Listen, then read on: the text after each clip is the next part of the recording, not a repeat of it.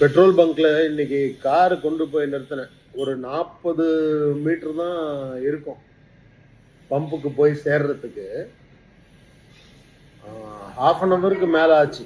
இத்தனைக்கும் ரொம்ப சிஸ்டமேட்டிக்காக பண்ணியிருந்தாங்க. கார் இப்படி வரணும், பைக் இப்படி வரணும், அது வரணும்னு எல்லாம் முறையாக போனோம். இருந்தாலும் என்னென்னா, நாளையிலேருந்து இனிமேல் எதுவுமே கிடைக்காது. இன்றைக்கே நம்ம கம்ப்ளீட்டாக ஃபில்அப் பண்ணி வச்சிடணும்.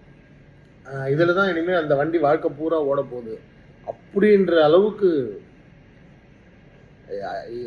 கடன் வாங்கி வந்தெல்லாம் டேங்க் ஃபுல் பண்ணாங்க. ஒரு சர்டன் ஸ்டேஜ்க்கு அப்புறமா நான் போயிட்டு ஒரு 20-30 மினிட்ஸ்க்கு அப்புறமா திரும்பி அந்த பக்கம் போகும்போது ஃபியூல் ஆயிடுச்சுன்னு போர்டு வச்சுட்டாங்க. அப்போ அந்த பக்கம் போன நிறைய வெஹிக்கிள்ஸ், சில வண்டிகள்லாம் பெட்ரோலே இல்லாமல் கூட நின்று போயிருந்தது. ஷேர் பண்ணி எல்லாருமே போகுமே. ஃபுல் டேங்க் போட்டுட்டு இன்னையோட நம்மக்கிட்ட வசதி இருக்குன்றதுனால நம்ம ஃபுல் டேங்க் போடுவோம். சில பேர் 2 லிட்டர் மட்டும்தான் போட முடியும். அவங்களும் வெளியில் போனோம்ல, அவங்களுக்கும் ஃபேமிலிலாம் இருக்குல்ல. முதல்ல எந்த ஒரு பிரச்சனைகள் வருதுன்னாலும் இமீடியட்டாக போய் தண்ணியை வாங்கி அந்த சுயநலத்தை கொஞ்சம் தள்ளி வைப்போம், பொதுநலமாக பார்ப்போம்.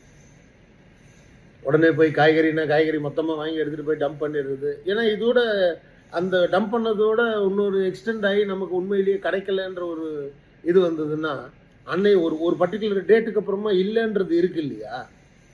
அப்போ அதை யோசித்து இன்னையிலேருந்து நியாயமாக தர்மமாக எல்லாருமே இப்போ ஃபுல் டேங்க் போடுறவன் ஹாஃப் டேங்க் போட்டுட்டு லிமிட்டாக ஓட்டணுன்னா சந்தோஷம் தானே.